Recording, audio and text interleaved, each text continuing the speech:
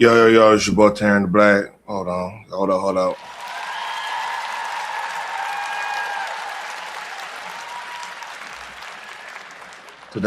Today, February 9th, 2026, day after Super Bowl. Um, I went. I'll keep a buck with y'all. I had too much fun watching Super Bowl, like watching it as in the football game. I like good defensive games and stuff, and it surprised me. The score ended up surprising me a little bit, but hey, salute to the Seattle Seahawks. Salute to Marcus Lawrence and former Cowboy. I understand why you left. Hey, we got to get our stuff together down here. But it's a lot of controversy going on. The Bad Bunny halftime show, Turn Up on USA, having their little alternative halftime show. Then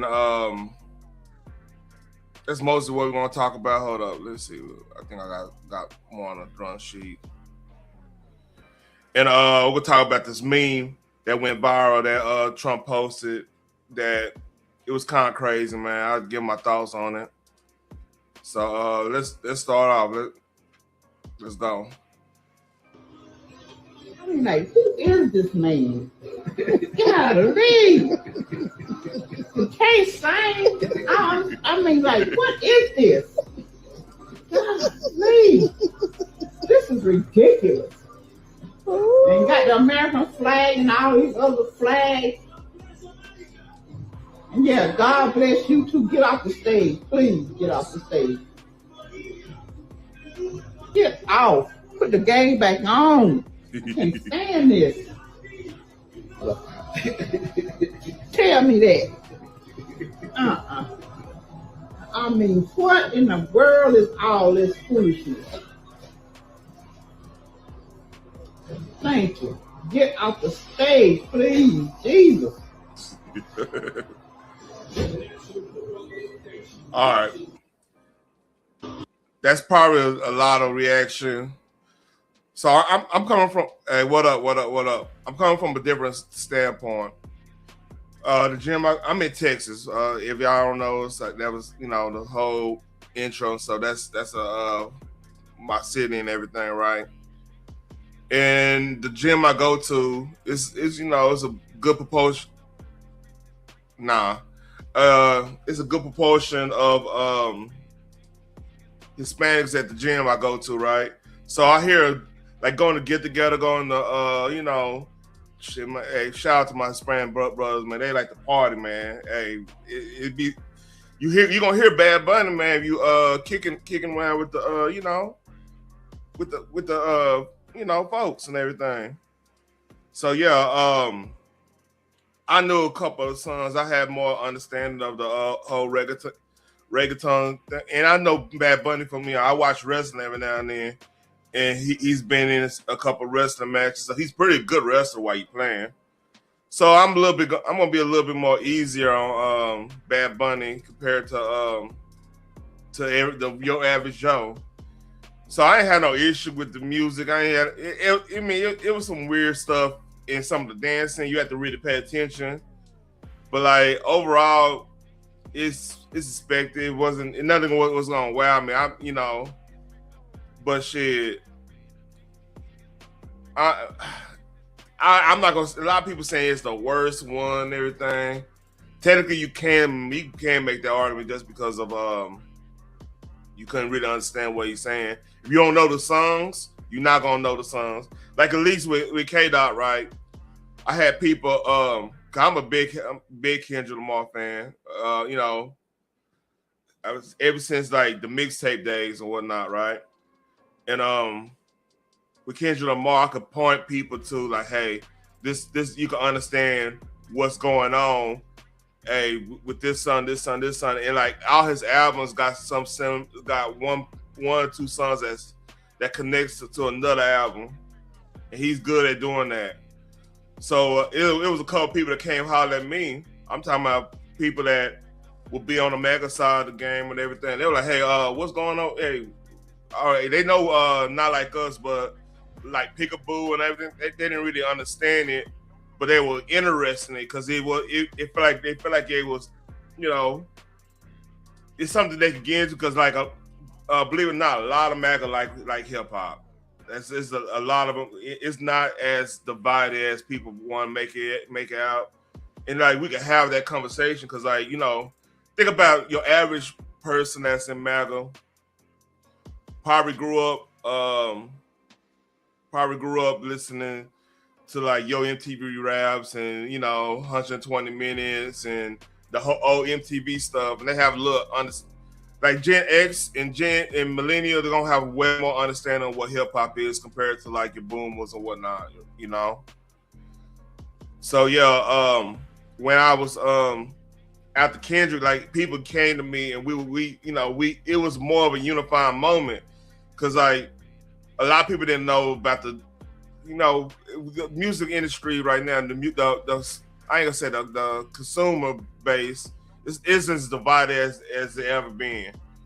So like, think about this: like, if it was a big beef, like Pac and Biggie, right? It was in the media, which this Drake and Kendrick was in the media, but it was more. It ended up becoming part of the zeitgeist, especially after they untimely death. But this one, shout out to you, Phoenix. Hey, please like, share, and subscribe, man. Hey, show us some love, man. I try to do my best over here.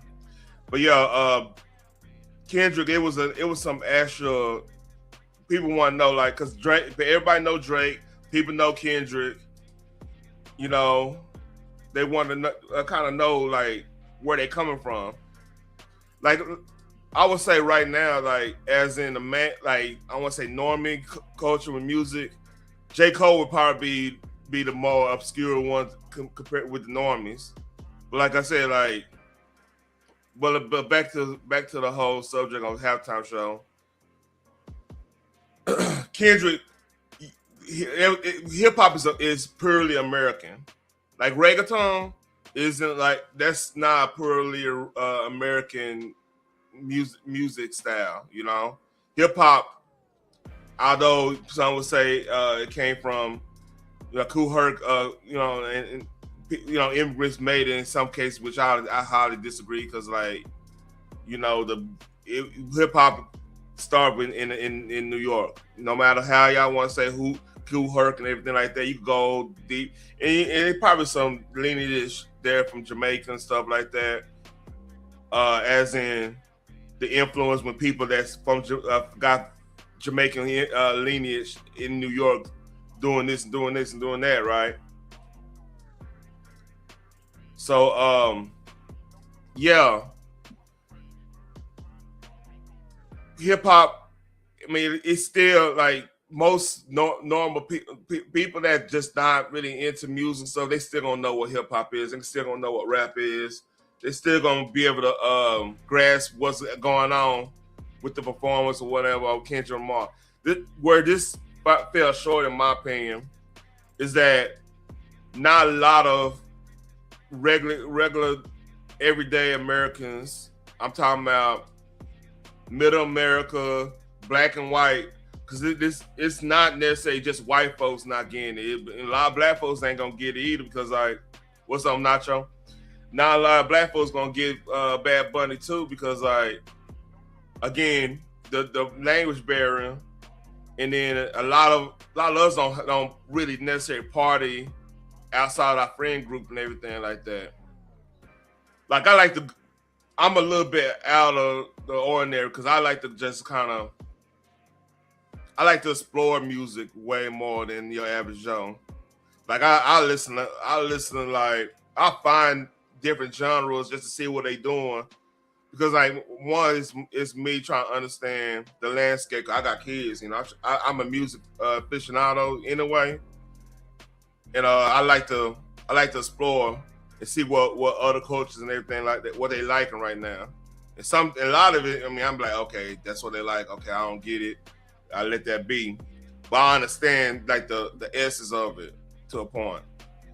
But like Bad Bunny,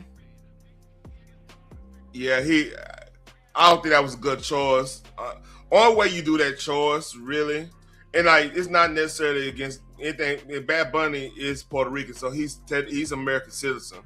So it's not like any, you know, anybody says it's for the immigrants and all that stuff. I mean, you kind of missing the point that Bad Bunny is Puerto Rican. But the thing is, reggaeton isn't like it's not like a mainstream American genre. Like it's big in like the club scene. It's big in like, you know, it's growing. Don't get me wrong, it's growing. But like it's not up there with like the hip hop, the rock, the country, the R&B. It's not up there. Like people know who Bad Bunny is, but like they're not researching the songs as much like as a Kendrick Lamar and stuff. Like people, if you hearing reggaeton, you go in there, you going to dance. You're not really thinking about, you know, what the subject matter is, unless you really want to become a fan of Bad Bunny and everything, which is no problem with that. But this is Boosie. Let's see what Boosie got to say. I didn't see this yet. By the way, one cool thing about the halftime show, I had to give Bad Bunny some props on. That was a real wedding. Like they legit got married on stage at the wedding. Like they did. That was like the ending I do's there when he was doing the songs and stuff. So that's a legit wedding. That was kind of dope. That when I found that out, and props to that. That's a good situation. But let's hear what the homie Boosie got to say.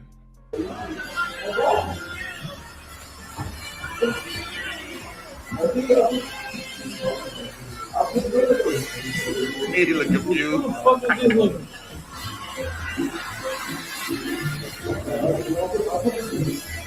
I want to see Chris Brown. By the way, good luck getting Chris Brown with Jay-Z doing the run in the show type thing. Because like, if y'all don't remember, Jay-Z really wasn't feeling Chris Brown after the Rihanna thing. So I highly doubt that'll go down. Personally, I would like to see Metallica do the halftime show. Personally, I think Metallica, that they got timeless music. You know what I mean? I want them to do a straight live, like don't fuck around. You going to from Master Pup? You going to Master Pup is on that, just do the hits, and just, I mean, y'all don't have to be you know, extravagant with the setup unless you're gonna get the drum set that rotates, that do that. That'd be badass. But I think they will unite a lot of people. I think Post Malone, you do a Post Malone. Just, I mean, he a lot of people rock with him. Black, white, Hispanic, everybody rock with Post Malone. I would think that'd be dope. I mean, you know, I don't know. I think Wayne don't want to do it anymore. And like a lot of people don't know J. Cole like that. J. Cole is not like a big time performer, rap performer thing like that. Like to me, I like J. Cole more. You know, I like he's a chill rap to me. I mean, he can get there, but like to me, he just like I've been jamming that goddamn album and been jamming that album all weekend. Yeah, I mean, that shit hit. I like the new album, man, The Fall Off, because it's deep. I mean, to me, it's deep. It's telling you what he's struggling with. But that's beside the point. We talking about halftime. I do that on Nerds. I'll give a good review on that. But yeah, that's the sentiment. And this is funny. Shout out to Cam and Mace, man. Donald Trump, being that we're talking about the gatekeepers, the ICE, the performance, he says this is the worst performance ever. It's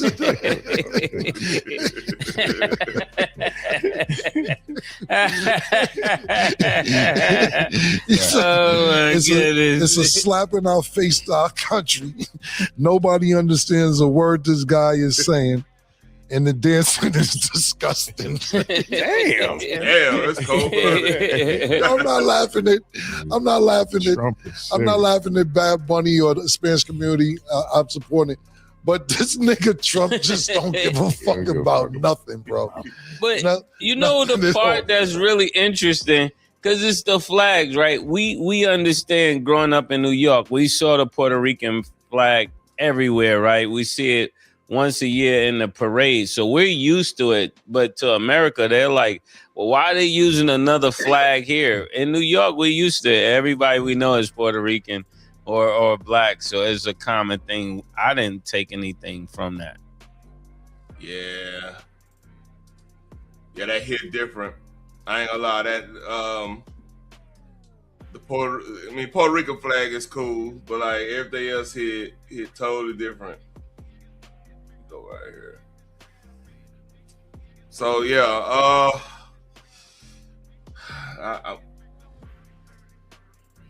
and like more about the game. Patriot fans didn't take. That's enough about the halftime show. Man, I could do. Hold on, I can't do something about. Let me go look at the numbers for what Turning Point actually did.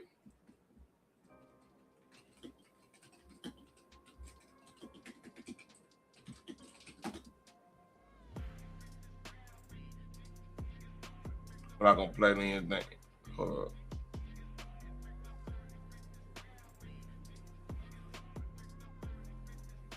Okay, no.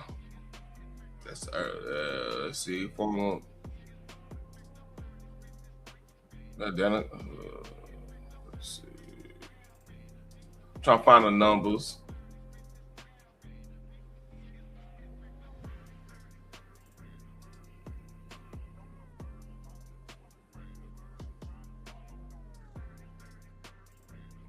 All right, here we go. I'm not gonna play the music, but here we go. So apparently Turning Point broke the record on live streamers, concurrent live streamers. They said 3.2 million. I think got up to 6 million on YouTube alone, not even including Rumble and like X and everything like that. And folks were saying like they were trying to downplay, say they were Biden or whatever. I don't know if that's true. Dang, 6.1 million on YouTube alone. I could believe that. So Turning Point, they did the damn thing. So they averaging it out to be like overall, like, because like you have concurrent viewers, then you have like viewers leaving, coming back, leaving, coming back. So it's up to like 20 million overall viewers or something like that. Last time I said, that's in both Rumble and Rumble X and YouTube, I believe. So it's crazy. That's crazy. But the reality is too, man, is like the sad thing. This shows how divided our family is. How divided our country is right now, man. Because like that's the scary part. We have to, and this gotta happen to like balance things out, in my opinion. Like once you start getting to a point where people are laughing at death, tragedy like on the Charlie Kirk situation. No matter how y'all feel about Charlie Kirk or whatever, that's beside the point. But when you started laughing at people, your political enemy getting off, that's a dangerous turn. And seeing this split like we have it in now, because like most people probably didn't even know about the Turning Point thing, but still they got like over 20 million overall viewership on that. When like people don't even have that type of understanding where they was there and what was happening and stuff. the word of mouth had to hit different. That's actually pretty crazy if you think about it. Like overall, you would think 3.2 million overall would have been that. In most cases, it would have been like that. But I think it might be a perfect storm. The fact that Bad Bunny doesn't do his songs in English. A lot of people went and searched out there on you, because like when people not necessarily understanding what's going on, they probably got on their phone and say, "Oh, something going on here. Let me go watch this." But see, Super Bowl still gonna have the bigger number just because it's a Super Bowl. It's a middle, and it was a good Super Bowl, as in the game.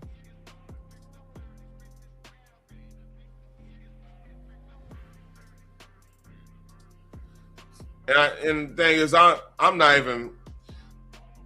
And a lot of people. Twitter is not not the regular folks, but still, like, it getting to that amount it's crazy. It's a crazy, and that's almost like I've heard. Shout out to PBD podcast, Patrick David. They were wondering, like, is this the NFL's Bud Light moment? If you don't know what Bud Light moment is when they did an ad campaign with a trans influencer by the name of Dylan Mulvaney, and it turned off so many people about Bud Light that it was a massive Bud Light boycott that eventually reverted back to like your average advertisement. They brought back the horses and everything. So, yeah.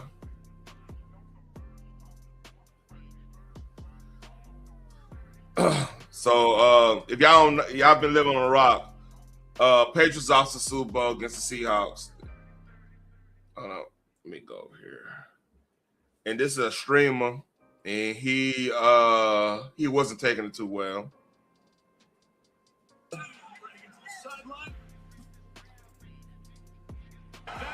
That's the game, bro. Fuck. Damn, man. Sick, man.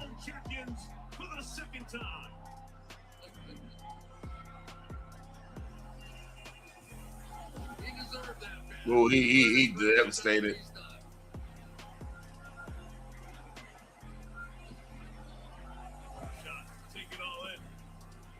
Sick, man.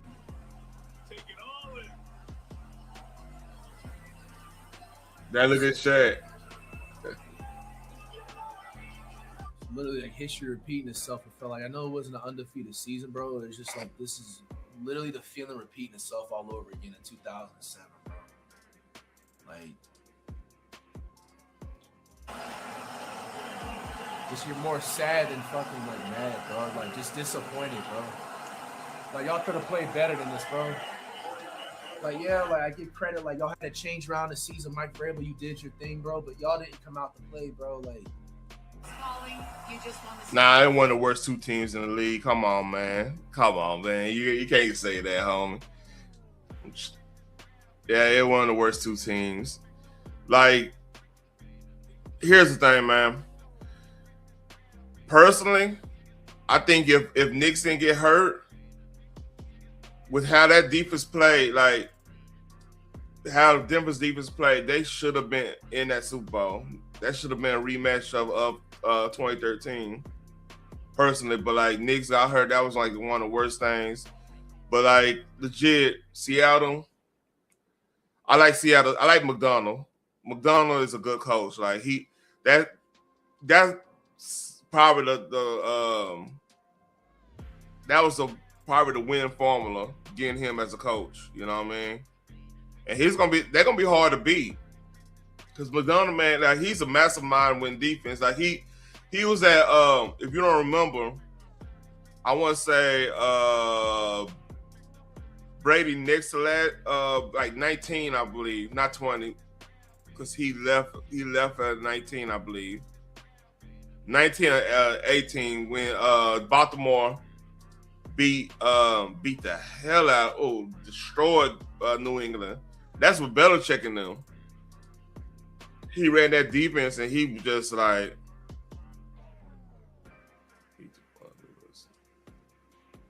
need to find the rest of the shows. You mean? Oh yeah, he got more. I just got this because it's relevant to this situation.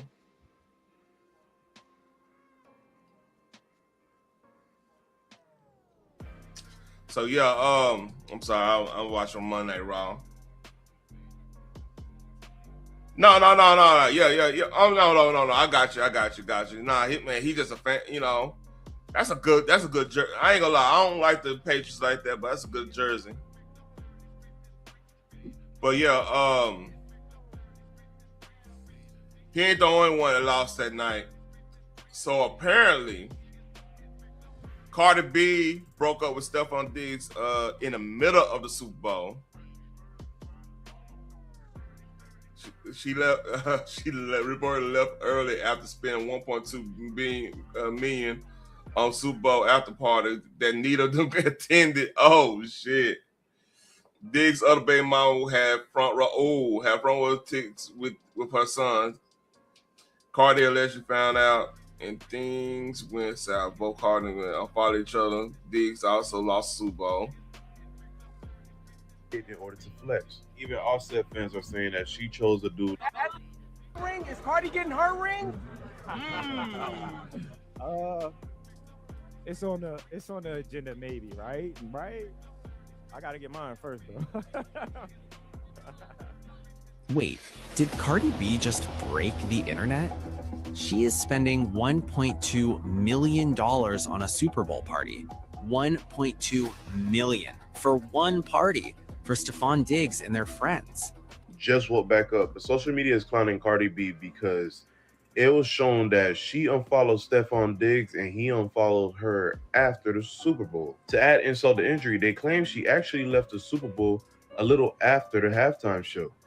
Blog pages also show that his other baby mama was there front and center with their newborn wearing his jersey number. Now social media is clowning her, saying she spent $1.2 million for no reason. Some saying that this was just a publicity stunt, that if you won the Super Bowl, she would have gladly stayed in order to flex. Even Offset fans are saying that she chose a dude that she knew was worse than Offset. I'm gonna be honest, the only people that are shocked by this situation are the parasocial Cardi B fans, because sports fans been told y'all how Stephon Diggs is. The man keep getting exposed for crazy wild stuff while he with Cardi. Some of y'all actually believe the Patriots was gonna win because of Cardi B and Stephon Diggs' relationship.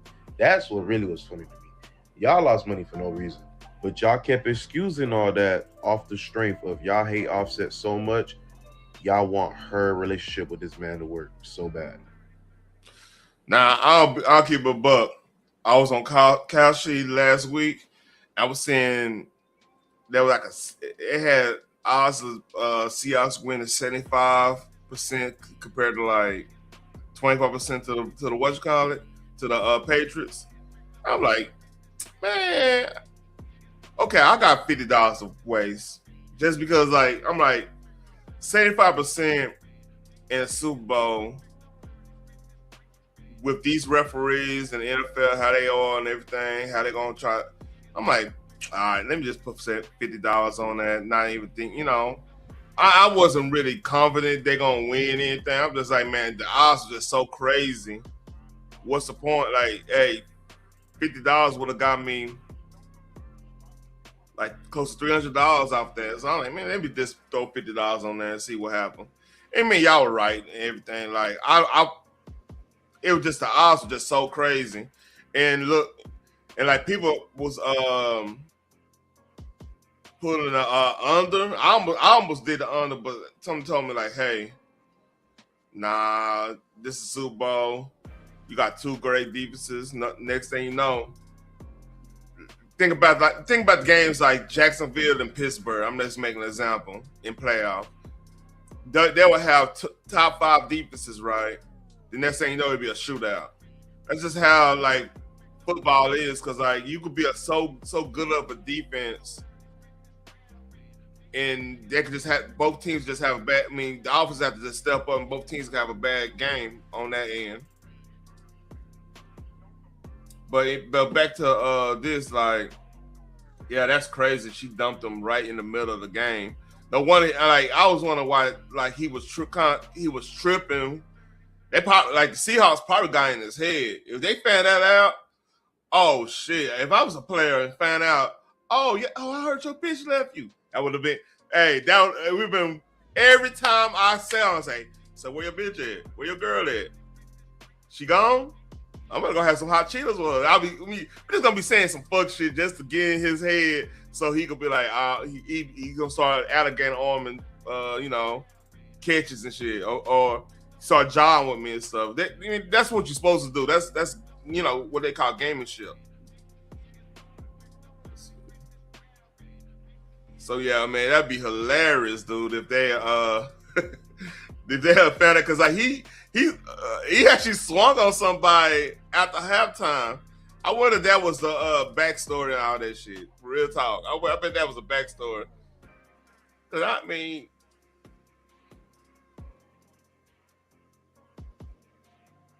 Carter deserved way better, man. How you know what Carter deserved? Man, chicks on the internet, man. I love my women out here, man. But y'all, sometimes I be saying some delusional ass shit. Like, how she deserve? She used to be a stripper, man. What the fuck? I mean, I'm not saying strippers don't deserve good dudes, but I mean, she out there. She knew who Stephon was. Come on, man. What we doing here? Maybe I'm tripping, man. Maybe I'm just don't understand. So, there's some little funny stuff here. So Uncle oh shit. Suck ass job on the plane. Suck ass up, you fucking sucker. So fast. This way he was sitting before we got him out of here.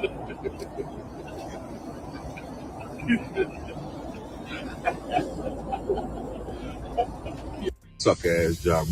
That's crazy. What's the possibility Ja Rule would be in there with G-Unit members in an airplane? He left the airplane because he didn't want to deal with them. What's the possibility of that happening? Oh, I gotta find that commercial. Let me find that 50 Cent commercial.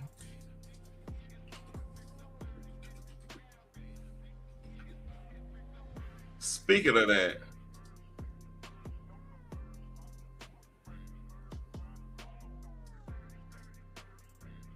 all right. Speaking of that,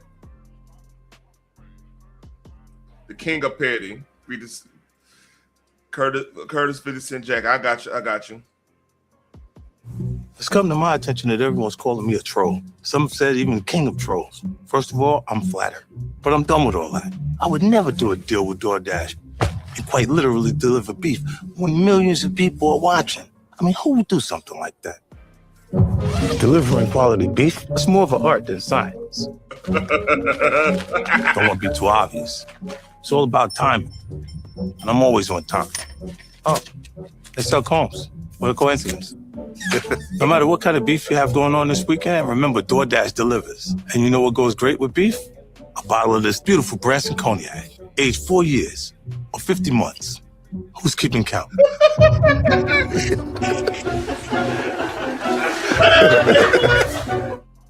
Oh, that's petty.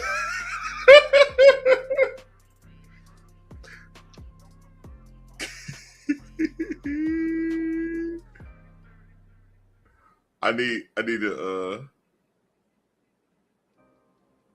to hear your thoughts on that pettiness. Oh, 50 ain't shit. That's all I got.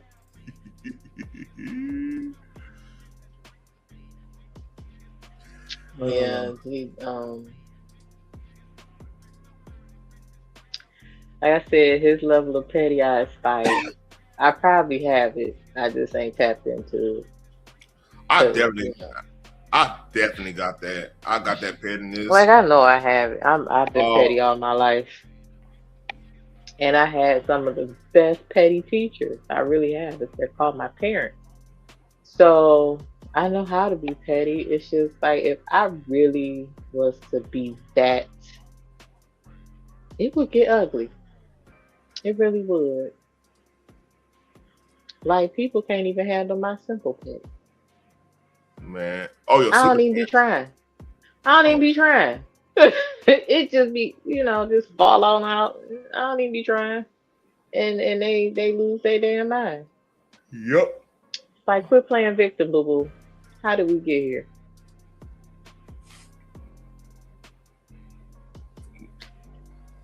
But 50 can afford security, so yeah.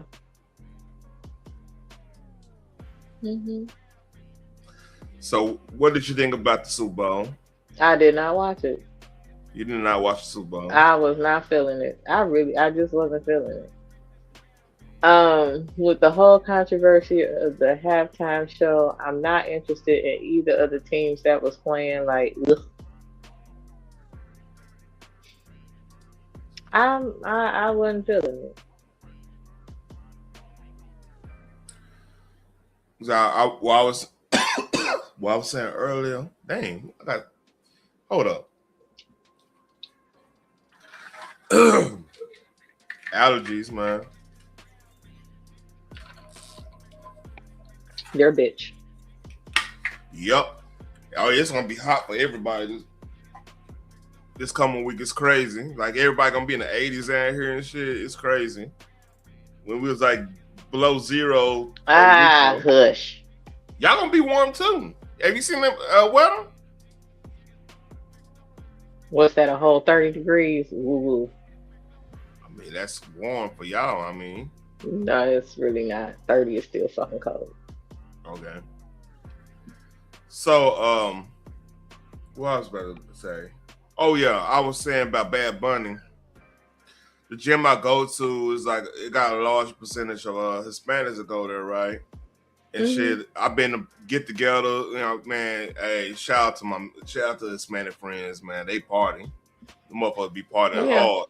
They can't wait till Friday or Wednesday, or whatever they decide to start that shit. But yeah, hey Matua. Yeah, salute to them. But like I've heard so much Bad Bunny. Like my old lady, like, man, you gonna watch the Turn Pump thing because she's trying to be funny. I'm like, Kid Rock, that's cool. I mean, I'm happy. I mean, I didn't really. Either way, I'm like, you know what I'm saying? It was a tale of two streams. You know what I mean? So, well, the thing is, Bad Bunny halftime show was very anti-Trump, which basically is anti-American, and everything that most Americans despise, they highlight. So, what up, man? What up to her? That wasn't nothing to look forward to. That part. It was a drag show on steroids. Like, drag shows don't even sell out stadiums on their own. So why the hell would you think that's a good idea to bring it to the Super Bowl? It's nothing nobody wanted. It's in the middle of a football game. Why are we making that part of the rainbow community? That is, I don't entertain demons. Y'all can have that shit. If your whole message is you can do what you want, you confident in who you are, you good with dressing up as a chick and trying to out chick the chick and everything, and don't impress your ideology on us because we are good by who we are. Why are you constantly trying to press your ideology on us? Yeah. And to be fair, if you are confident in you, you don't need me to cheer you on in that. I was about to say, to be fair with the Bad Bunny. There's no fairness. You lose the message. No, let me be fair, because I actually did watch the halftime show. None of that. It was of all. It was pretty traditional, Hispanic party vibe. They had like a split second little scene where two dudes was dancing up on each other, but It happened so fast. Like you have to slow it down and we actually see it. I mean, I literally saw. I was like, okay, they're gonna talk about that. Cause I had to watch it. I had to watch this in a turning point thing just because of this show. Be 100. I had to be kind of knowledgeable of what's going on. Bad Bunny actually did something cool though. He did. So it was a couple that actually got married in when they're doing the marriage thing. He was doing a song about with Lady Gaga. It was about like a marriage party thing. It was based for that. So the couple actually was getting married during that song, which is that was actually pretty cool.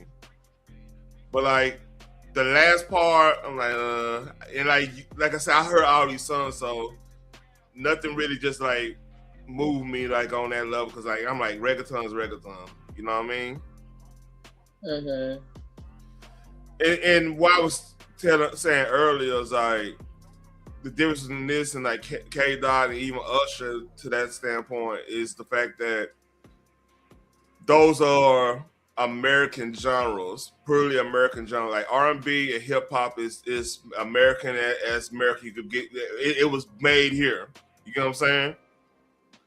So an average Joe, your average white boy that's a Gen X to the most recent generation, they're gonna know who Kendrick Lamar is. They don't have an understanding of basic hip hop.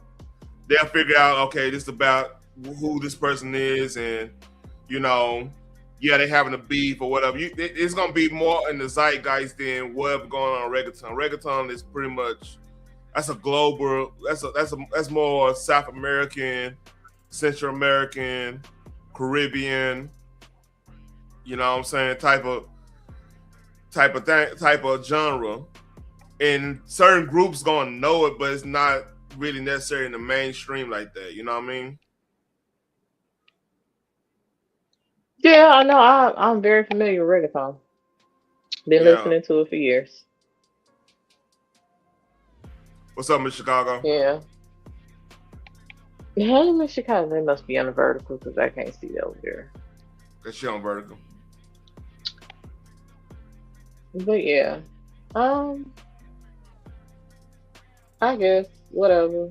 Just like I said, it was just I'm not even about to entertain none of that. And then the fact that it had a whole bunch of controversy prior to, or what they would say, buzz around the halftime show. Bad Bunny is not somebody I would listen to for reggaeton. I agree. It's just not. He's not my go-to. Out of all people y'all could have had, I don't know. Has he been? Is reggaeton different than dancehall? Yes. Am I tripping? Okay, I thought so because I know dancehall. That's Jamaican. Yeah, that's Jamaican. Rough. That's straight up Jamaican. Hey, Sassy. What's up, Sassy? Miss Sergeant Major. Oh, she might be Command Sergeant Major while you're playing now. She ain't he up there. So, man, I'll put respect on all goddamn name. Shit. Let's see. Who would I have wanted to see? I really don't want to talk about this little meme thing. The dude I want to see is no longer here. Like I said, I was cool with the Kendrick thing last year. I said, Kendrick put on, like he did his gaming thing, you know, with the game console, stage light, whatever. Everybody was excited. I think it was a year before to see Rihanna because she ain't did music in years. And she did that shit pregnant, man. Man, she still did it. No, I do not want to see CC and BB Winans at no damn. You better not. Like that's a no. It's sleuthing, you know, and that shit. I can't even think of a handful of songs that I actually like by BB and CC Winans, and I love gospel, but they're not one of my top gospel artists. So Fred Hammond and shit, you know what I mean? No weapon form against me. Yeah, Fred Hammond. Listen, he from Michigan too, ain't he? Yeah, actually, yeah. Now, Not me, BBSCC one. Listen, I I would said, have loved to see Prince one more time, but that's not possible. yeah. I said Metallica. I think Metallica is like, to me. Has YouTube been on it? Yeah, they did it. They did the I can't remember one. Remember 9/11? I can't remember. Yeah. I literally cannot remember. Like, if that's been, do you know how long that's been? Yeah. Okay. My baby boy is 20 plus years old. Like, I can't remember that far back. That's why I asked. I would say, off the top of my head, Metallica. I think Metallica will that'd be unifying because like Gen X and millennials, it's a big threshold of people that love Metallica. You know what I mean? Yeah. I mean, I could even did a Linkin Park. Man, Chester, man. Green Day. If we going in that direction, like you talking about political? No, you don't. I think Green Day already did it too. I believe they did, yeah, with Afro. But no, I mean, their songs was kind of cool though. You know who? But I don't think they would have did that. You know, a good rock band to do it. Blink-182. That was yeah. That would have been my next. Not replay Prince at the Super Bowl. Because like even with like Travis Barker got like he did rap stuff too. He did a lot of stuff for like beats. He did a lot of West Coast beats. That's true. Yeah. Shit, I know Aerosmith has done it a couple times. Mm-hmm. But Metallica's the only one at that group they did because they don't want to do anything lip sync. They want to do the whole thing, which I don't blame them. I think that will unify a lot of people because Metallica is loved. They at a metal band. They might be the they might be the Beatles of metal bands right now. If you think about it. I can't remember if Pink has done the Super Bowl because she don't lip sync either. And her shows are very intricate. I don't know the last time she's been on a concert though, but still her shows are very intricate. You want look, here's the thing. This is what I need you to do. Metallica got the three album rule is in effect with Metallica. You know what I mean? Ride the Lightning, Master Puppets, and Kill 'Em All. You just stick right there and you good. Then I mean you get into like the Black Album and everything. Yes, she did. Yeah, Pink did do that. Yeah, she did sing the national anthem, but I was wondering, and I know she's done commercials that were debuted on the Super Bowl, but I don't think she's like performed halftime show. And see the cool thing. Like I said, so her shows are halftime show worthy. So yeah. And the cool thing about Metallica, they can always play into the Stranger Things season 4 thing, because that dude, the one that dude, he's actually now he's Johnny Storm, Human Torch, and Fantastic Four, but like that dude, he made that part. You know what I mean? And he was playing Ride the Lightning and shit. Like, I don't know any current artists that are like halftime show worthy, and I don't listen to them. I'm gonna be honest, I don't. I'm thinking. I believe if Aaliyah was still here, she would have did the damn thing. Just like Usher, it took Usher forever to get his flowers. Imagine if R. Kelly didn't get in trouble. Listen, That motherfucker throw a concert in jail and televise that shit. It'd be sold out. I ain't even gonna hold. Yeah, it's crazy. So I'm thinking, current artists right now. Yeah, I don't know any. I think Brandy would have been a nice addition. Yeah, she ain't had nothing big in a long time, and then Yeah, but she's a performer. And in that sense, she's a performer. Brandy is a performer. And I'm thinking strictly like production performance wise. But I mean, Brandy has never done the Super Bowl. Like Post Malone, out of new generation, that might be the closest thing that is out university. Because the thing is, universally loved. But while you playing, New Edition ain't never did nothing either. Let them be on the Super Bowl. Them boys still working. Oh, I see that thing with the Transformers, the Transformers scene. they had Devastate. The dude had Devastator. They were named after New Edition.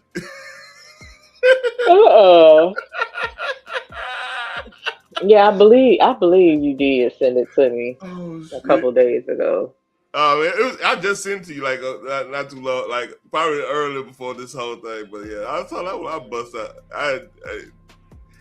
That shit had me laughing. I'm like, why he named him New Edition? Devastator, right?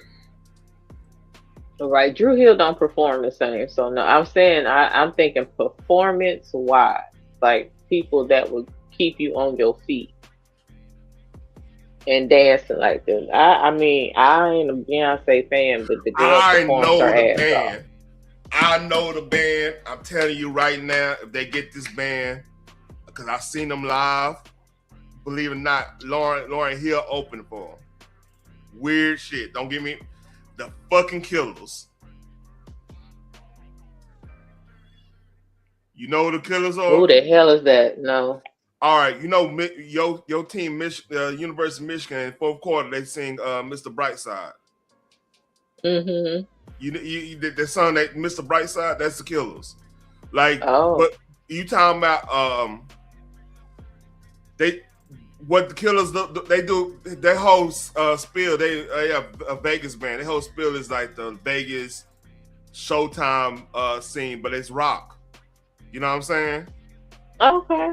And like when my wife, I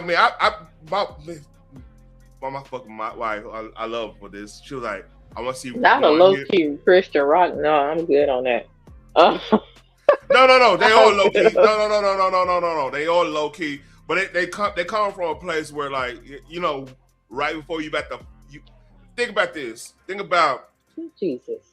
You going to Vegas for you done fucked over everybody at your town, and you going to Vegas to have a new beginning.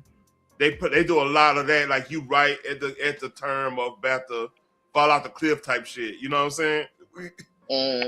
So they when you're at that that edge, you gonna reference God a lot. Like, oh man, I'm really messed up my life. Y'all, it's on that level. It's not like preachy. It's like I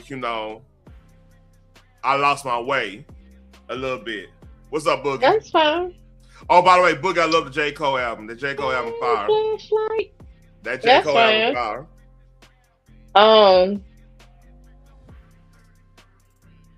Yeah, that's what's up. Yeah, dead ass, like the Killers would be a perfect, cause like they got people don't. Yeah, J. Cole killed it. That diss too. That oh my god. Let me not get off subject, but let me stop real quick. Another low key album right now is that damn Don Toliver. That's another low key. Don Toliver. I need to listen to the Baby. There's a lot of hip hop came out this weekend, man. The Baby just came out with something. Mm-hmm. So it's some fire out right now. Anyway, back to halftime shows. Yeah, the Killers. They just do that dude, the lead singer. Another one could work too. Another band. Not big forehead.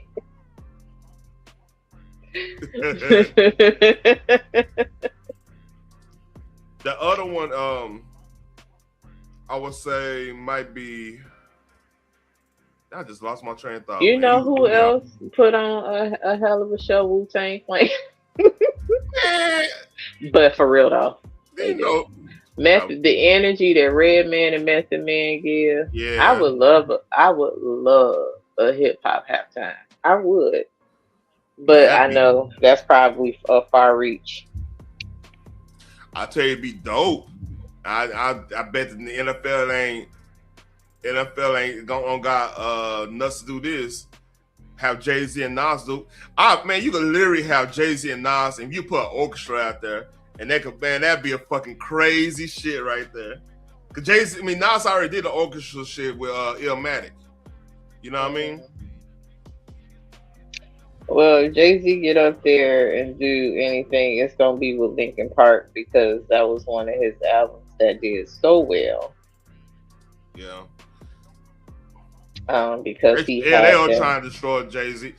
Man, dead ass Jay. And you know what got me iffy about the Epstein emails? You had a lot of emails after he died, allegedly. You know, we don't know. It's a lot of weird stuff going on. I gotta say that.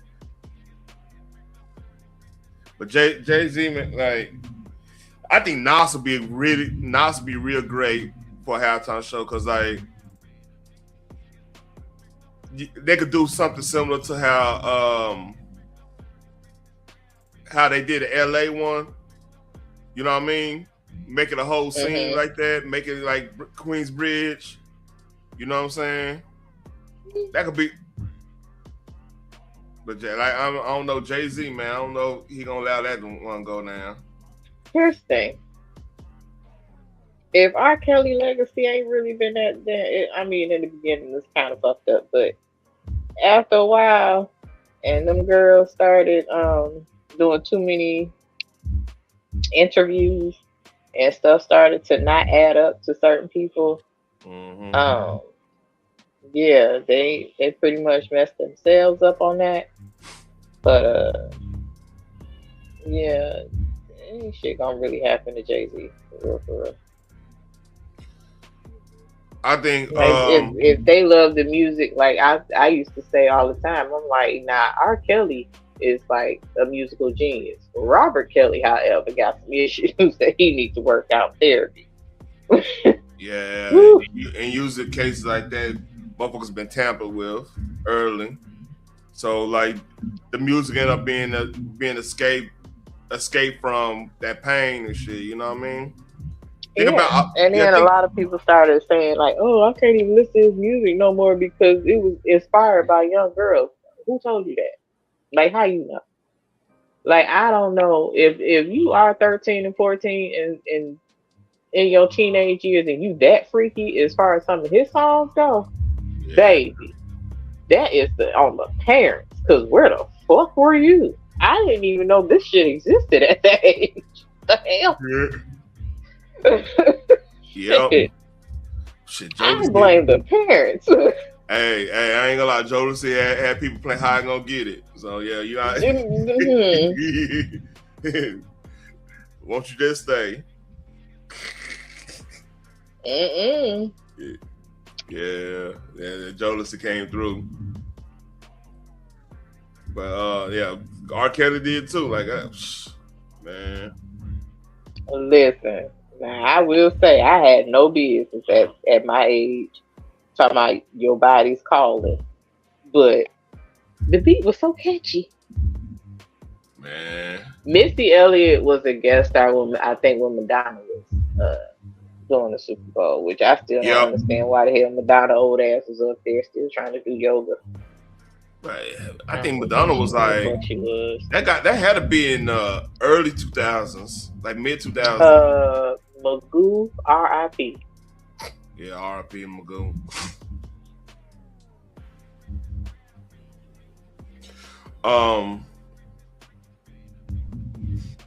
Muse, yeah, that's the other band, Muse. You ever heard of Muse?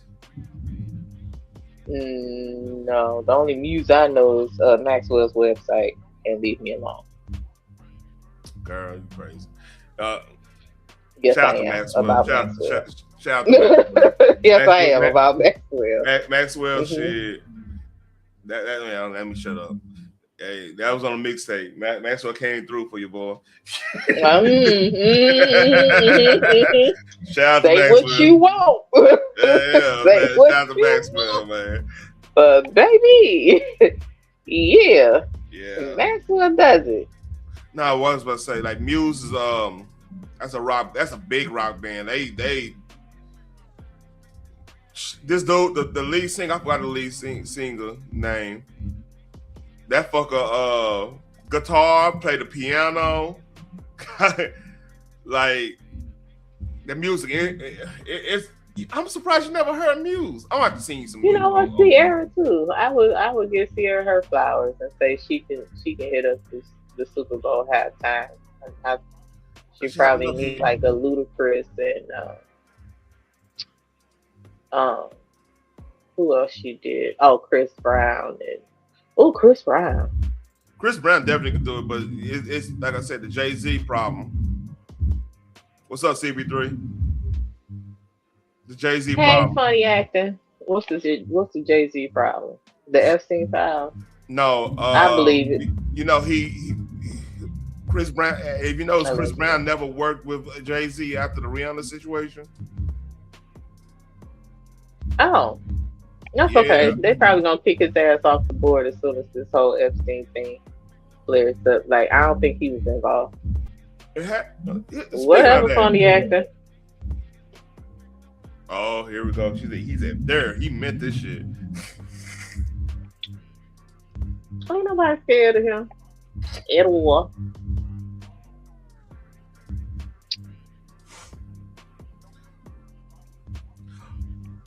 Man, I don't know. What's up? Go you ahead. know, that wouldn't be the first time that they've taken away Chris Brown performance, so they robbed the fans and like even when he was trying to do tributes to Michael Jackson, which Michael Jackson approved, the entire family approved, then they like, oh, but he beats on women. No, he does not. Like, stop it. One incident, does not make him a woman. Hold on. What was Chris Rock that made that joke talking about? You don't know what she said. He's probably say you can't dance, nigga. I'm like, goddamn. Right. I think that was Chris Rock. But the thing is, here's why I don't believe that shit really went down the way they said it did. Mm-hmm. Number one, Rihanna's face was plastered all over every social media, all over the news, everything. Like, yep, look kind of makeup-ish to me, like actor makeup stuff, because they can make you look like you got beat. Not one mugshot of Chris Brown for that incident. Tell me a time they have ever passed up a time. And this is a telltale sign where they plastered a black man, a successful black man, mugshot. They never did that. Right. And on top of that, they still cool to this day. Yeah. Like, that's the craziest thing. Like, you get your ass beat by a dude in his high profile. Mm-hmm. Wouldn't that be a book being made? Wouldn't that be like, what's up? Now, Z11, CP3.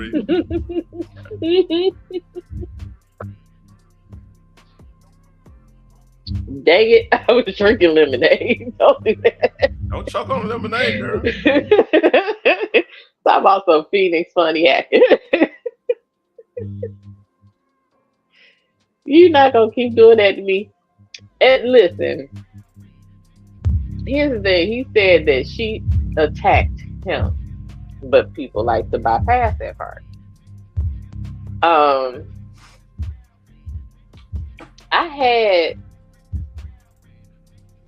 I seen a clip.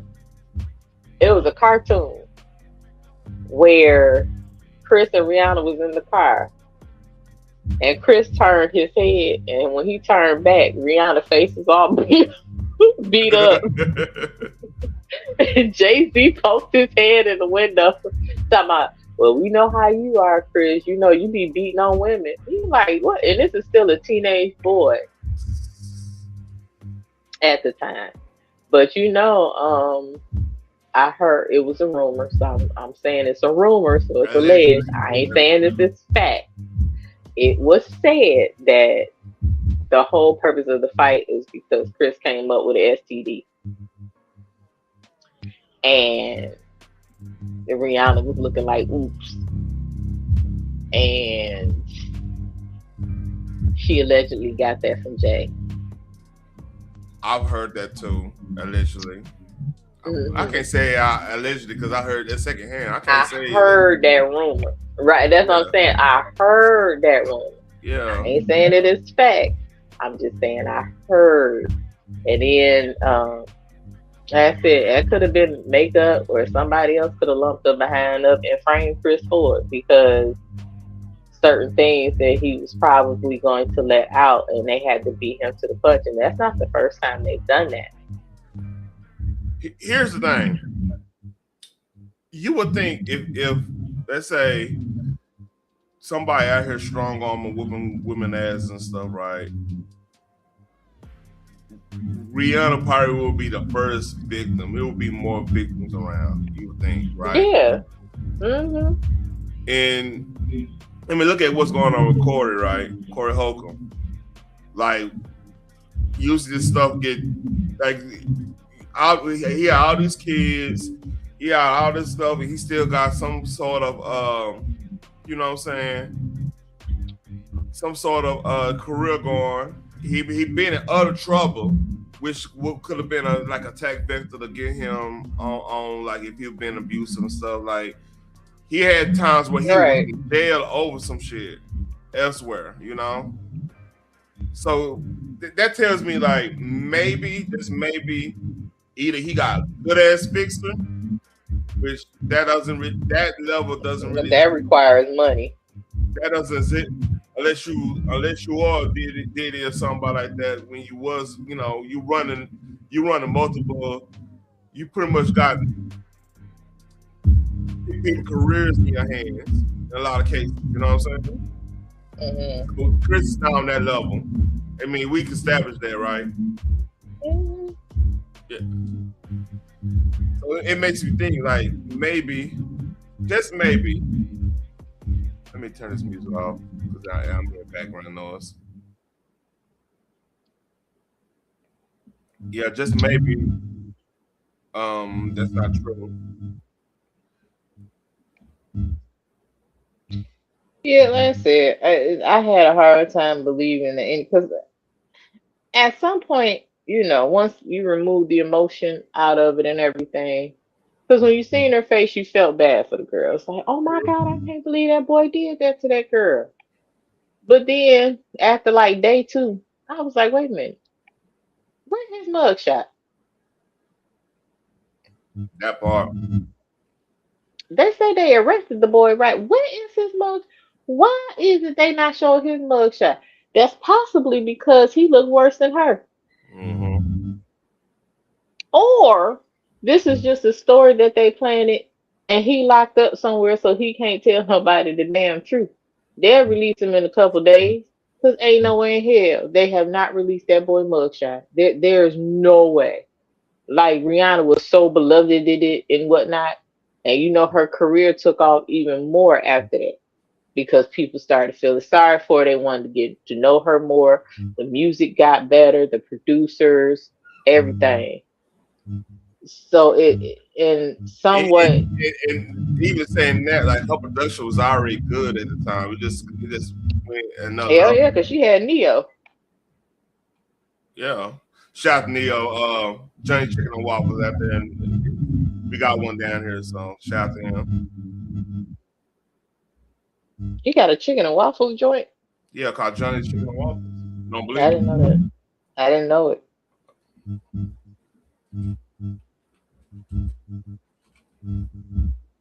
They got 2 spots, one on. Here we go. Johnny Chicken Walk was celebrity owned restaurant chain founded by singer Neo and his then wife, Chef Kristen Smith. Oh, that hoochie. That's Let's see funny. what Renee look like. So you call her hoochie. Let's see what she look like. Cause here's the thing, that girl got an attitude, no problem. Oh, Real Housewives. Okay, all right. And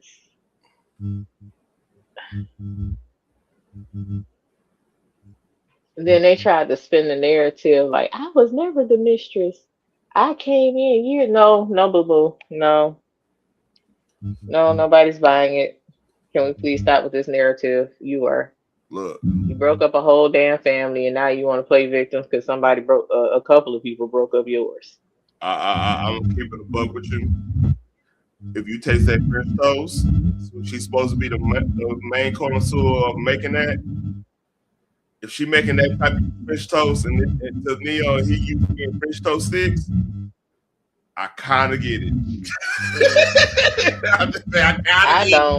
I don't because his Moneta is from New Orleans, so and she cooked her ass off, so no, nah.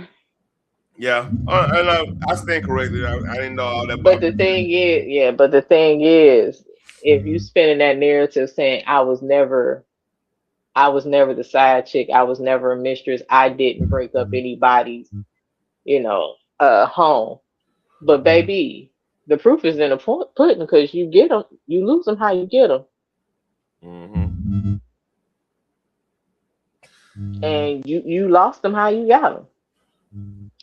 Honest to God truth, Boogie. Yeah, I got speakers, but and they not on right now. Let me do this just in case. Check. Now that's check. Nah, that's not me at all. You know what? I'm about to drive down anyway. I'm sleepy. Y'all make me sick. Yeah. I really don't want to talk about this meme thing. I think this Negro ain't talking about feedback when you just fresh. You just fresh, dog. Like, calm that down. Okay? All the technical difficulties your ass used to have. You calm that shit down. Yeah, we gonna have to talk about it. We gonna have to talk and get you together, man.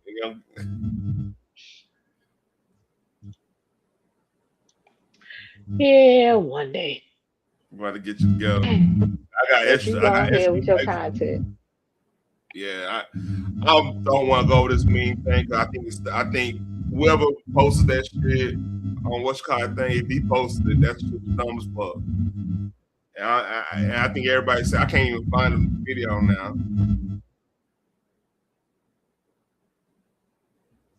You know what I'm talking about? Oh, Boogie, I got you. Yeah. What up, Boogie? What's up? Not much, man. We were just talking about the halftime show. We had a deep. I was just talking about different.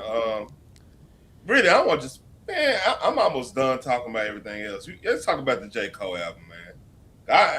I'm pleasantly surprised. Like I rock with J. Cole, but I'm not like. J. Cole to me is more introspective rapper. Like I like to listen to him when I'm rolling. You get what I'm saying? Mm-hmm. But this one was different because like he did a lot more samples that was pretty relatable to this content. It actually hit different. It's like he went another level on the production. That makes sense? Right. Yeah.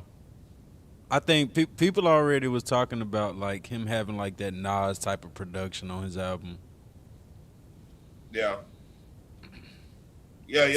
Saying like he needs a A&R or better beat selection, and I get it. But what I will say about his choice of instrumentals, you know, of sounds. I think that they're very he found that lane to use boom bap. You know, he found his way to introduce that back. Like that's almost like him saying, "Hey, I am the middle child." So sometimes I do new school beats, like the AAA song, like the 2-6 song. That sound like some young boy type of music, not young boy NBA. Yeah. But it sounds more like new school. And then he has obviously his boom bap, which is predominantly what is his, that's his lane per se, which is why he was picked up by Jay-Z, because Jay-Z seemed the natural. You there? His form. If anything have to drop, tell her bring up. She just need to fix that because she, for some reason, has that. And I don't know if it's her speaker or if it's her microphone. It could be she usually. I'm used to seeing both of y'all up here though. Yeah. I think it's because she's probably using the TV and not having the headphones and stuff. That's what I'm thinking. And the feedback from the TV is hitting back because like I usually have like the music on. I mean really. A lot of the other YouTubers don't even have music on like that.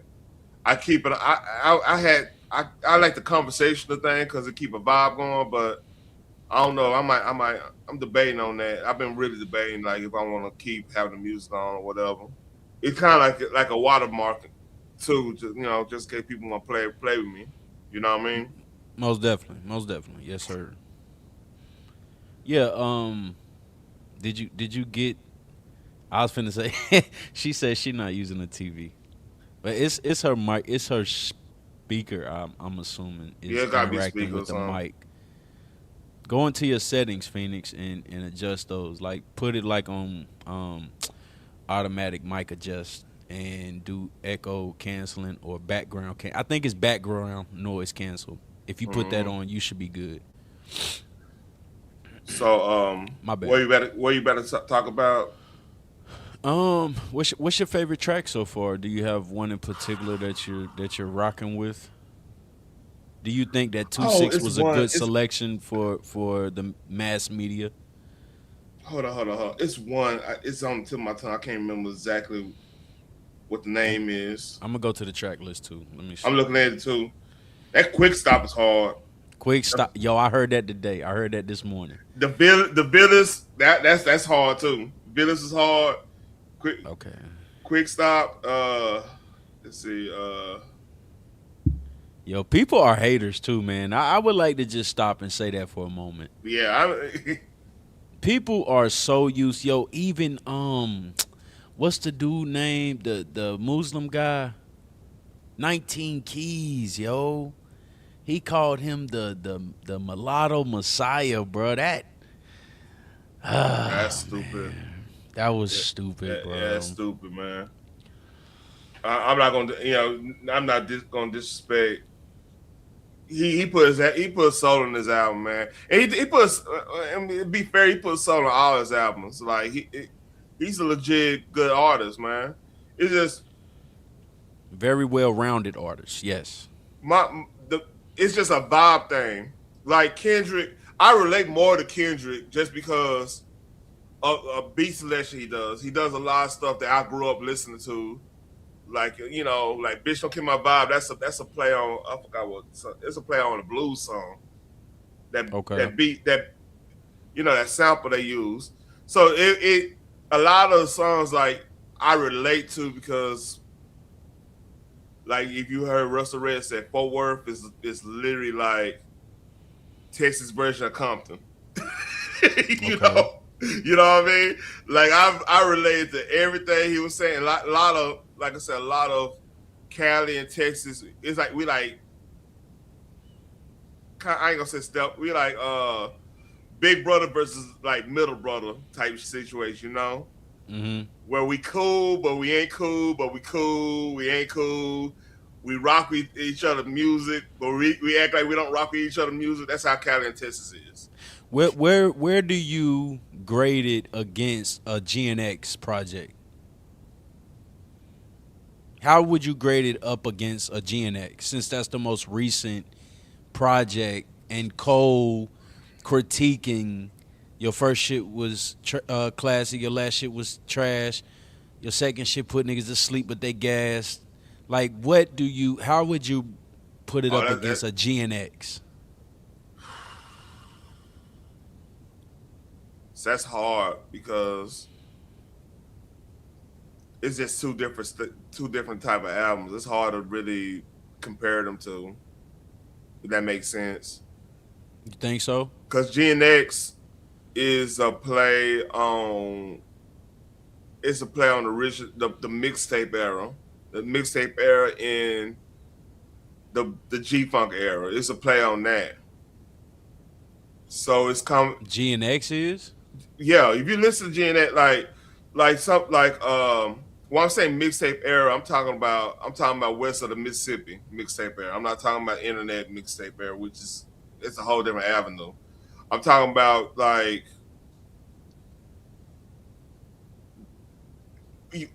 Squabble Up. We would hear that sample at certain because Texas is pretty mixed when it comes to. It's not like predominantly white, black, whatever. Like, it's pretty mixed when it comes to like the party scene. So you might hear, I forgot that sample they used. We might hear seeing people breakdancing on that shit, like on some LA shit. You know what I'm saying? Mm-hmm. Then turn around, right. You'll have the gangster stuff. Then turn around, you have the twerking stuff. That's how I seen was. It was like a variety of everything. And then you'll have Luther Vandross play at the end of the goddamn night. Like Luther. It was on that type of time, so that's why it's late 80s, early 90s type vibes. Shit, now late 80s to early 2000s. Okay. I mean, that's the type of vibe I get from that. So, give me a score for GNX and give me a score for the Fall Off. GNX, I give it a solid 90. GNX a 9 out of 10. Okay. Yeah. I mean, it's early for the Fall Off, obviously. But let's just say I'm gonna say the first set of tracks, because the first set feels like statement music, and then the second disc feels more like family oriented. I want to express to you all how I survived a struggle, and I found someone that I could love and do it with. You know, it's almost like he mixed he mixed Kendrick's last two albums together and just made one big album. That's what it felt like. Because like you just said, the second disc, that's Kendrick literally just did that with Steppers. Mr. Morale. Yeah. So it's hard for me to grade it direct, because this is how I grade music. I grade it as what was their motivation in doing it.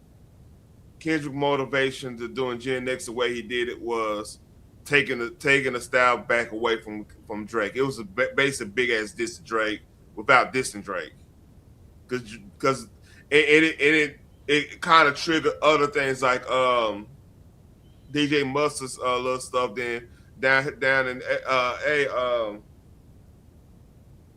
not Airway Mafia. What's the dude? God damn it. Zaytoven. What's the dude Drake was beefing with in Atlanta? He made Drake was beefing with in Atlanta? With Future Metro Boomin? Metro Boomin. When Metro Boomin did his, I just been blank there. When Metro Boomin did hit that mixtape he did, that was straight ATL shit. Mm-hmm. like so what I'm saying is, like, where I grade it is what their motivation the album.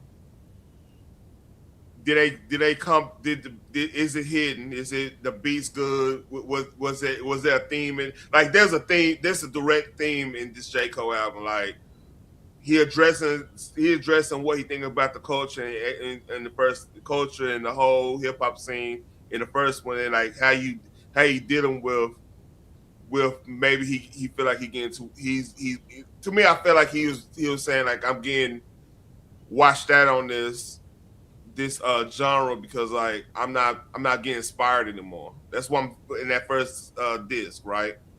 Then the second disc, he's telling you why he's not being inspired because look, I got family, I got this, got that, I got other things I'm trying to do. It's the other things I want to do because like the last song is damn near a country song. If you really look at it, you know what I mean? I haven't heard that one yet. On the first disc or the second disc? The second disc. Yeah, I haven't heard that one yet. I haven't got that far. The furthest I got was the song. Which one was it? Let's see here. It was.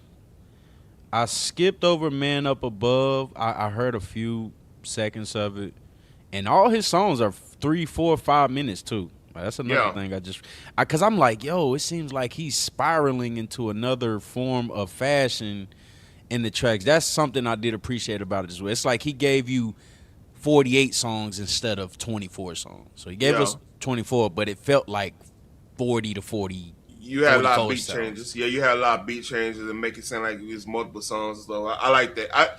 That's to me that remind me of how Pete Rock and them used to get down. You know what I mean? Okay. Yeah, I like that. The quick stop was definitely fire. I think I was on my way to "And the World Is the." Oh yeah, I heard "And the World Is the Ville." I heard that. Oh no, the Village too. The Village that be hard. Ooh, that be hard. I'm gonna have to go back and listen to the Village. I think the first set of tracks, I definitely like the one with Future and Tim's. That was fire. I really appreciated that. And I like the fact that he didn't have anybody. He didn't show feature. You got surprised with it. You know what I mean? Mm-hmm. Yeah, most definitely. It came out of nowhere. So I get. It might be his best. It's hard for me to say over Forest Hills. It's hard for me to say that. Off season was dope. Off season just lacked that Forest Hill beat selection, I assume. Yeah. Like, like where he did January 28th, I felt like that was like, when he did the intro and then he came in with January 28th, I thought that was very original. And then the one a lot of people skip over is the song Apparently. Apparently was like, when I first heard that song, that shit gave me chills. I'm not going to lie. That was one song that I listened to on Forest Hills Drive, and I was like, you remember Apparently? Yeah, man. It's coming back to me because like Forest Hills, like I listen. I keep my head high. That shit was fire. I went like 7 months playing it straight up. Like I was playing it all the time. Then I'm like, man, look, I need to put this down because I'm gonna start hating this album. I did grow when GOMD got played out. Yeah, I stopped playing the album. I did when GOMD, because GOMD when it first dropped, like the beat was crazy, like with the that was crazy. But then after a while, it did become like a pop song. Like that song went pop. It went pure pop. That one and the what was the other one he did? No Role Models. Yeah, those two songs went pure pop. And see, like I said, like I kind of because like what nothing happened. Like I'm old school hip hop head. If I hear an album with no features, and I forgot about like his first Born Sinner. I forgot about that album. He had a whole bunch of sinners and everything, but I mean, that wasn't his first album. The Sideline Story. Oh damn. Yeah, the Sideline Story is his first studio album. Was he with Rock Nation? Yeah, he was with Rock Nation. Yep, that's Mr. Nice Watch. He had the song with. Oh, I remember that. It's a sleeper. It's a sleeper. Yeah, I remember that now. That's the album that had Who Dat on it. I assume. I believe it did have Who Dat at the end of the album. Yeah. I gotta read. But Born Sinner, I forgot about it because that was it Fruit in the Garden? What's that shit? Yeah, with him and Kendrick. Yeah. Man, that shit hit. It was a whole bunch of. But like far as this is, like I said, far as this is part of his best album. This is like a strong second. I don't have to really sit back and listen to this more. It banging it. Like I got upgrade. I got 12 in the because the Mustang come with a 10. I upgraded to 12 and with an amp and everything. It hit, so that shit was hitting right like it's supposed to hit. Yeah. So yeah. The Fall Off should be the #1 album this year. If we don't get any Kendrick or Drake, I will give Drake the album. He's an album guy. Drake is definitely an album guy because the playlist album he did, I bumped the hell out of that shit. Now that's one Drake album. You put that on with that passion fruit and all that on there. Okay. All them dance tracks he did on there, the Blim and all that. Man, that shit was Drake killed that album. I'm not gonna lie. I've been told people I'm like Lil Wayne, like nigga, just stick to your Canadian stuff. Stick to the singing, stick to the dance vibes, bro. You wouldn't have never lost. Drake wouldn't have never lost if he'd have stuck to what he came in doing. You can't out-rap. You ain't gonna out-rap Kendrick, man. That's just not ain't gonna happen. I mean, I say this now. I'm noticing something going on with the algorithms on these streaming apps, man. Let me tell you this. That praise. I'm listening to Don Toliver today because I'm at the gym. I gotta listen. I mix it up. So J. Cole to me is not gym music. I'm gonna be over here thinking about shit. You know what I mean? Mm-hmm. I can't be over here lifting. The first disc. I say the first disc is. I would bump that in the gym. Yeah, I could do. Yeah, I agree with that. But and you know, I would listen to Don Toliver, right? Because I give him a listen. I listened to J. Cole the whole weekend. Like Don Toliver came out, I got shout out to H-Town. Got give him a listen or whatever. So when the album was over, it went to Drake songs. I'm like, I don't want no fucking Drake songs. I mean, it's cool. I mean, it was actually the good Drake songs. But I'm like, man, I wonder if this some type of deal they got. And every new artist, it's gonna defer back to the Drake songs. Are you listening on Apple? I'm listening on Apple. Even on not even me listening to music on my own. Like at the gym, the dude, the owner, he'll have Pandora on, or he'll not Spotify on. It does it. I said, man, it had me thinking like there might be some type of deal they done made because like. And it's not like even new Drake stuff. It's like if you reading this, it's too late, Drake. You know that's a good album if he wrote it. You know what I mean? Right. I don't think that. I think that was pure. That is when we got the what's his name, Quentin Miller. And Daylight, Quentin Miller, Daylight was writing that shit. That's their album. Yeah, definitely.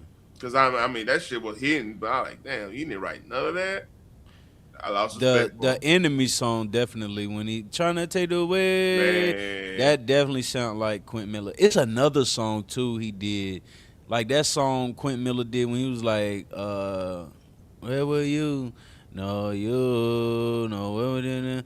Like he sounded just like Drake on that song, bro. That was scary. That was scary. Yeah, Drake is the victim of the 3-album rule too, man. Like you get past 3 albums, no motherfucker like Drake, you can't say best I ever have anymore after 3 albums. Like everybody know, okay, now you tender dick or something? What the fuck?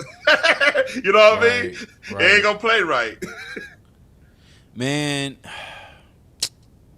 Nah, that album, I'm going to say that album was once again, Drake is a well-rounded album maker. When it comes to, he's like Kanye West. That's why Kanye gives Drake so much praise, because Drake knows how to make an amazing album. We know why no one can take that away from him. That's why people keep saying, "Oh, his albums are selling well." Duh, because think about how much productivity was placed in those albums. Yep. There was so much production placed in those albums.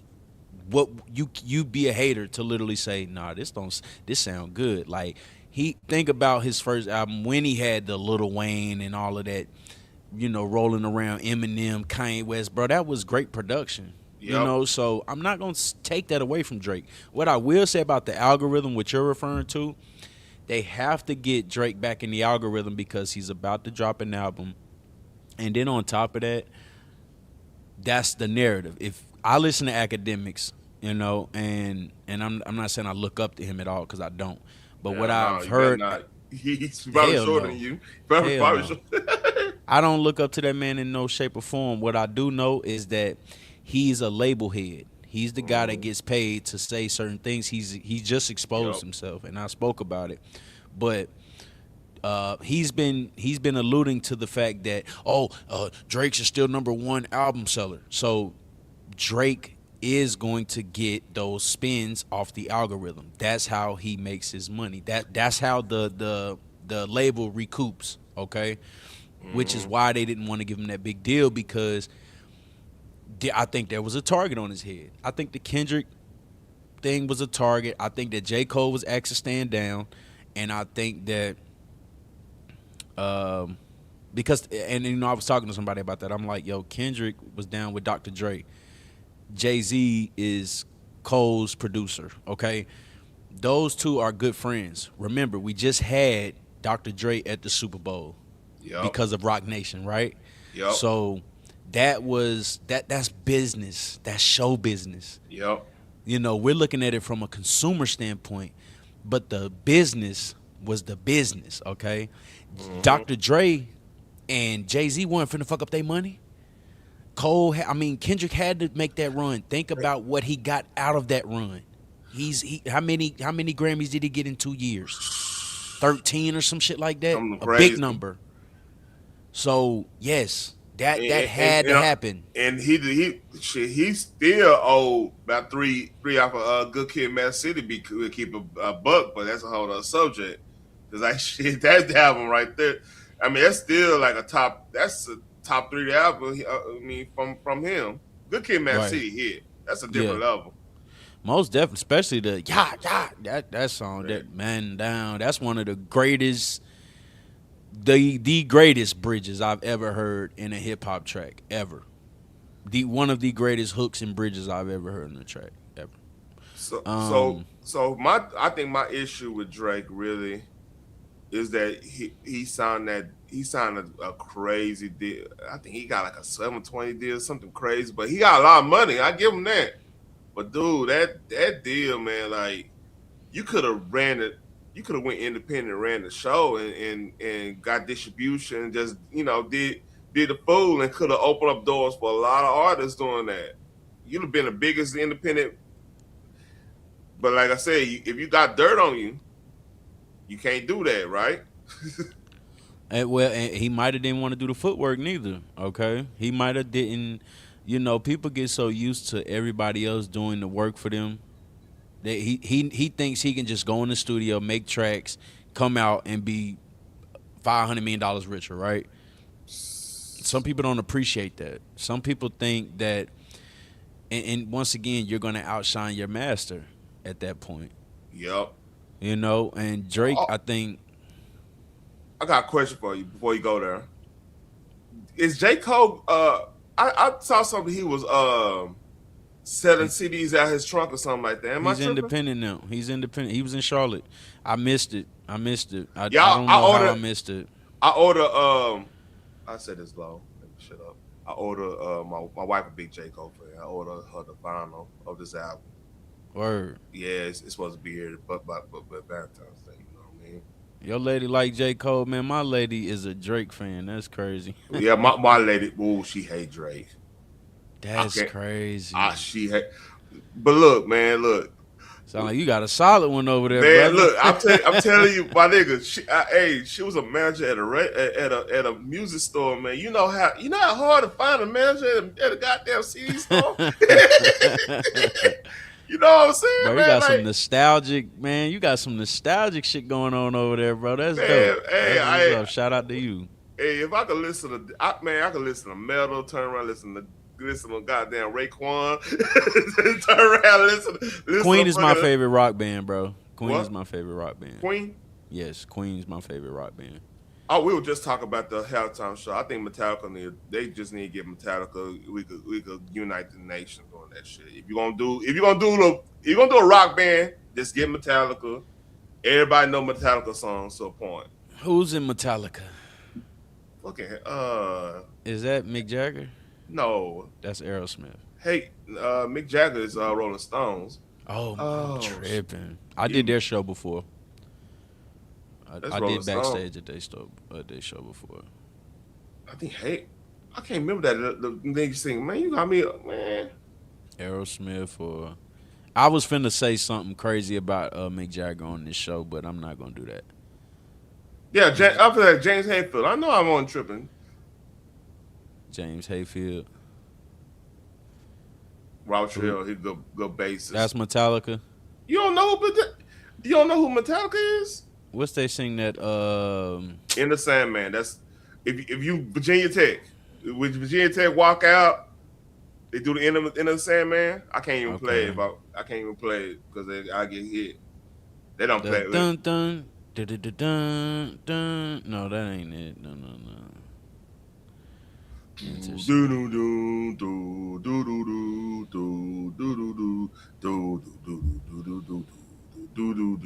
Think I might have heard it before. All right, I'm gonna have to edit this because don't do it. Don't do it. I'll show you Virginia Tech walkout. This is what they play. Yeah, it should like 5-second increments. You should be good. You gotta do it like real quick. I don't think you can do more like 10 seconds, but yeah. I'm about to edit this out. Don't even show that. I don't even think that right there. I think that'll get you flagged showing that. Hold on. This is what we do. I think that's all protected. There's certain things you just can't do that, man. That's funny. That's no monkey shit.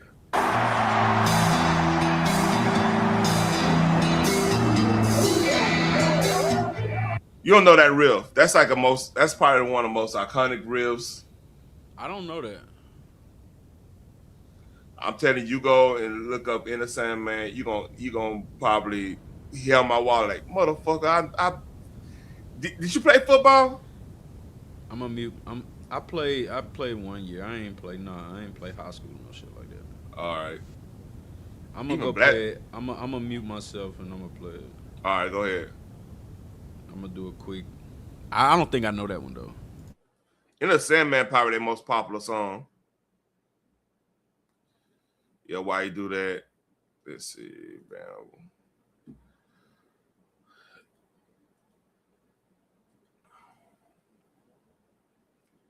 Definitely don't know that, Taryn.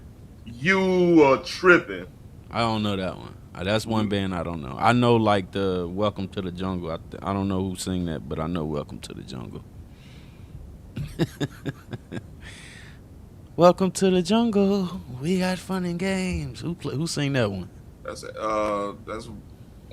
God damn it. Oh my God. Why am I going blank? Is that what the Black Sabbath? No, it ain't Black Sabbath. Guns N' Roses. Yeah, Guns N' Roses. Guns N' fucking Roses. Like I said, I mean, forgive me, I'm a metalhead too. I'm a hip hop head and a metalhead. That's always been my lane. Used to skateboard and listen to hip hop and metal. That's what I used to do in game. Right. And play football. Cause like the football player, like especially play defense, we had a certain type of soundtrack. Like your linebacker, they like I don't give a damn. They white, black, Hispanic, Asian. They playing rock. They listen to metal. They listen to all that shit. Most linebackers don't listen to fucking soft shit. It gotta be something. It's a different mentality you gotta have playing linebacker and playing like, you know what I mean? Yeah, no, I get it. You definitely look like a linebacker, man. No, I would have been. Nah, I was skinnier. I was like a safety and safety and play. Yeah, you had some speed. Everybody down here got speed, man. Texas is a football nation. Yeah, I get it. Texas and South Carolina. you'll get some great football players out of those two states. Man, we got tight ends run 4.4s down here, man. It's crazy. Damn. Yeah, it's crazy. I remember going to Corpus Christi, and I was like, "Yo, this is football land out here." I know this from just hearing it on TV. And shout out to Texas, man. Texas big as hell, man. I mean, you could drive through Texas for 8 hours, literally. Like, it's crazy too. Like I'm in North Texas, so like, yeah, it's crazy. It's at least 4 to 5 hours each way. Yeah, bro, it's gigantic, man. I went to Waco, Corpus Christi, and where else did I go? I think I went to Houston. I had a drop in Houston one time. I had a drop in Dallas.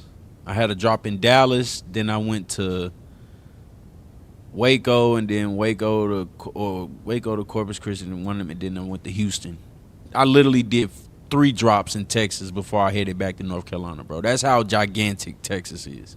3 drop. Oh, truck driving. Delivery, yeah. I literally did 3 deliveries in Texas, and then headed back to North Carolina. That's how.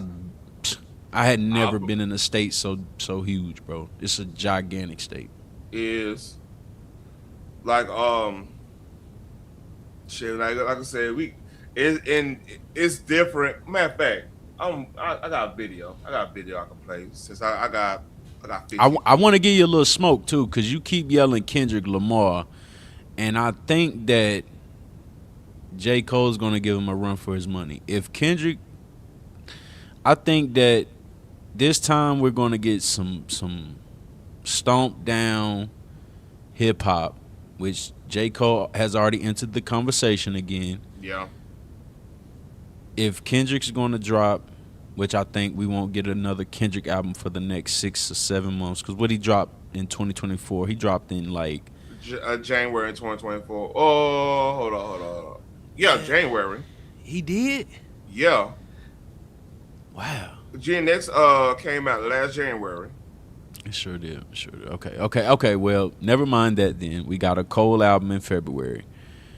Kendrick would project to be on the next 10, 11 months then, or at least the next 6 or 7 months, if he's going to do an album.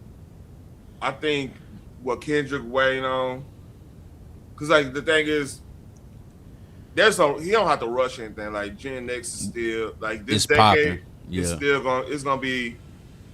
He would be a fool to go up against GNX right now, basically. Yeah, yes. yeah. I mean, right now I think it ain't J. Cole. It's really Drake dropping. Drake, yeah. He got to kind of wait to Drake drop, and so then he could start, because if you look at Kendrick's how he does this thing, right? He joins. He'll do a feature if you got something on his chest real quick. That means he's like, hello, you there? Oh yeah. That's like he's getting into the mode, like he's getting the creative mode, because like this creating things, like you don't want to constantly be creating. You'll get burned out. You'll lose your style, or you'll lose something if you keep on playing with it. You know what I mean? Which Gen X was an amazing style, by the way. Yeah. I think Whacked Out Murals is one of my favorite tracks ever. I really like that song. And people tried to criticize, and I know I didn't mean to cut you off, but they tried to criticize the fact that he said no one congratulated him for the Super Bowl. Like he wants people to give him a high five.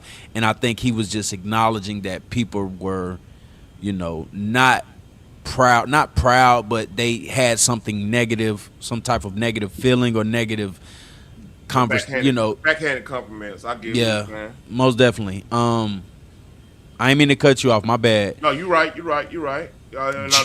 That's a dope song, and I'm kind of with K Dot on this one, because like you even see it in like even YouTube. Like a lot of people don't like to congratulate folks. They're allergic to it or whatever. and you can't really share your blessings on in a creative endeavor because people either gonna think you bragging or they gonna think you sold out. Think they're gonna always because they projecting that negative feeling about their life on the youth, and they living vicarious through you in that case. You know what I mean? Well, hip hop is a one of those genres that has been, how can I say, it's been like cultivated in a negative sense. Okay, where people are still talking about. J. Cole literally just made a song about Tupac and Biggie, so we're still getting that. We're still getting that formula, right? We're still getting people talking about beef in hip hop, opposed to, like you said, hip hop. I mean, rock and roll, pop, metal. Those genres continue to evolve, and they continue to, just enjoy the fruits of their labor, opposed to hip hop, where our founding fathers are considered dusty or bummed out and shit like that. People like to, criticize them so much for being, but whatever. I think that was cultivated to be that way. I think that the hip hop culture was a weapon used against our people. So when you do hear people talk negative about it, I either think it's all by design or it's once because people, you'll look at a Lil Wayne and you'll say, well, damn, Lil Wayne should have XYZ, but he doesn't because he didn't do what a J. Cole, a Kendrick, or even Nas, Drake has done. Nas and all them did because not, and that's not having your business in order, and that's that's a large part of our issue too. Because like a lot of people having their business in order, when they like Nas will always drop, and he's gonna have his crowd, and people gonna rock with him, no matter what. Jay-Z could drop right now, and everybody gonna go crazy over it. You know what I mean? I don't know about that. If Jay-Z drop right, I'm telling you right now, people gonna want to see what the fuck he got to say if he drop right now. You see what I'm saying? It's either gonna be infamous because of the Epstein stuff or whatever, or it's gonna be one of the bigger events out right now if that shit happen. You know what I mean? Yeah, Jay had made a statement about making like political rap, and I appreciate him saying that. And I can see, even with the Epstein conversation, I could see how some people could be threatened into that type of lifestyle. I'm not going to defend or pass judgment on them. What I will say about Jay-Z's, not Jay-Z. There was an artist, a DJ.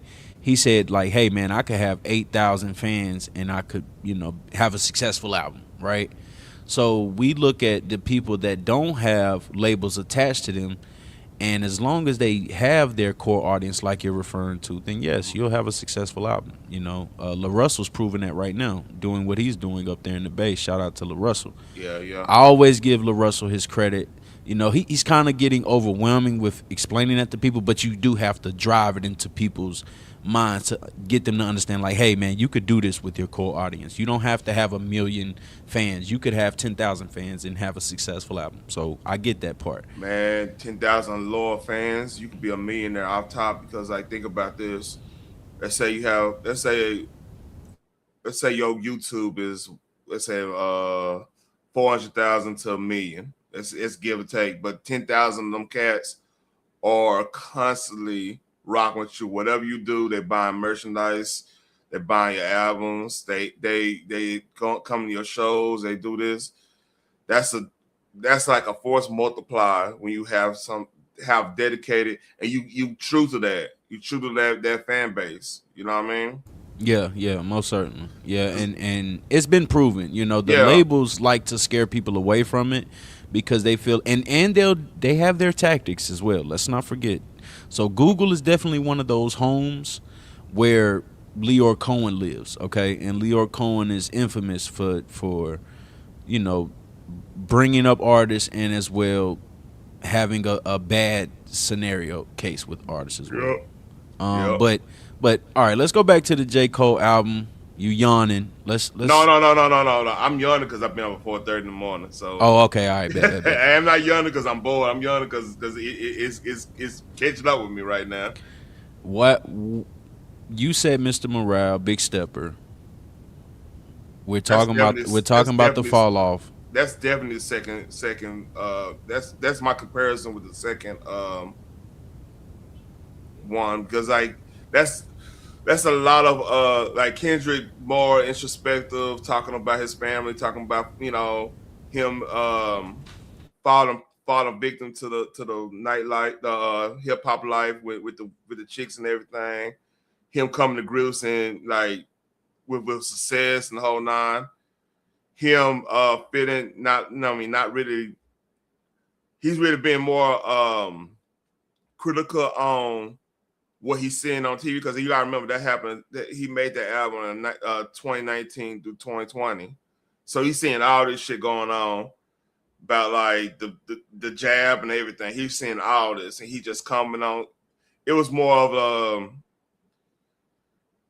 that's why a lot of people didn't like it, because it was way more introspective than he usually is. Like he usually just be rapping about things he's seeing around, but he was rapping about what's going on in his life for real. So I kin that to what J. Cole was on the second disc. Like the second disc is just like, to me, it's a whole nother album. You know what I mean? Yeah, the second disc, I'm gonna have to go back and get in full perspective of it. It sounded like he was speaking to his wife. It sounded like he was making an album for his children. Mm-hmm. The first disc most definitely sound like, I'm going back to North Carolina. I'm going to represent, and I'm going, I'm gonna stand up on it, because he just bought ownership in the Charlotte Hornets. Shout out to that. Like I said, man, I hate I didn't get to see this guy in Charlotte, man. That right there just ain't gonna never sit well with me, bro. Yeah. But hopefully I get to meet him in the future, because that would be something I would definitely put into play for just all the shit I got going on. What I will say is that, or what I will ask you is, where do you rate it against Mr. Morale at this point? Because you're Mr. Morale, it's better to me. It's better than Mr. Morale, because you got way more contrast in the first act. What I was really comparing is the second disc to Mr. Morale. Like the overall album, it's gonna be better than Mr. Morale, because Mr. Morale is way too introspective. Like if you're not, I couldn't listen to Mr. Morale at the gym, except for like a couple of tracks like Silent Hill, Savior is, to me, that's probably Kendrick's best song.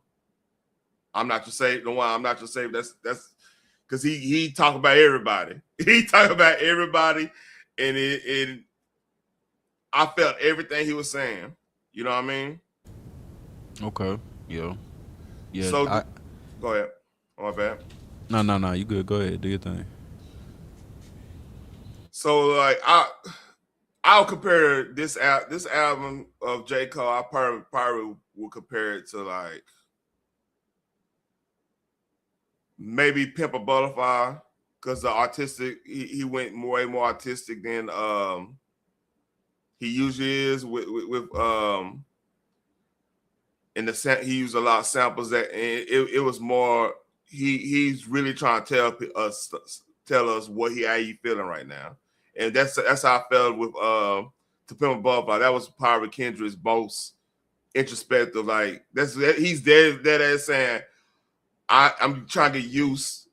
I'm trying to get used to the success. I'm trying to get used to being people know who I am, and I'm trying to be able. Who am I gonna be able to take with me? That's how all Pimp a Butterfly sound like to me. That makes sense. Yeah. He had a few dope tracks on that album. That I didn't like that album. I didn't like To Pimp a Butterfly. I didn't like that. Only because I think it was too early to do that. Other than that, I agree with that. It's a good album. Right? I agree. I actually agree with that, because like I think if that album would have came, let's say he would have did Damn instead of that album. Yeah. It was switch. That'd been the perfect lineup because like Damn was more. He's Good Kid, Mad City. He's explaining his angst and everything about the situation he grew up in. Damn is like, fuck y'all. Y'all hurt me. Y'all did this. I did this. And he's lashing out. Then that would have been dope. That kind of be like how Pac first 3 albums were. You know what I mean? Yeah, exactly. That's a good point. I never really thought about it like that. Yeah. Yeah. Well, I think that we'll continue to get more. I guess we waiting on Drake at this point. Like I said, Drake makes amazing albums. I ain't gonna discredit Drake on that. 'Cause he, like I said, that the one where he got his dad on the album, that's a hell of an album. Yeah, I agree with that. So we waiting on Drake. You think it's J. Cole's last, or he's gonna just hang it up for a good minute, then come back? What do you think? I mean, if he pulls some Jay-Z shit, it wouldn't be like it wouldn't have me appalled. You know what I mean? Like if he say, "Oh, I'm retiring," and then he drop, what did Jay-Z drop? What was that? The American Gangster. Oh, the Black album. Oh, he did Black Gangster. album. He did Black, and I remember Magna Carta, Holy Grail, or one of them joints. He retired twice. I think, because I'm trying to remember the time frame, because he did. I'm starting from Blueprint to Blueprint 2. Those two, then Black album. Black album to me is probably his best album, hands down. Because I mean, he that's the rawest Jay-Z ever sound. Right. You know what I mean? Yeah, it's like a well-rounded Jay-Z. Yeah. Yeah. I mean, that still get played every now and then. Will Drake have features? Would Drake have features? Do you think he'll have features? You think he'll have some hip-hop artists on his album? Do people still want to do business with Drake now? 21 Savage might do it. That's gonna be corny. Cause that last song, that song they did on 21 Savage album was trash. Yeah, I mean, yeah. No, I didn't like that track. That shit was trash. Yeah.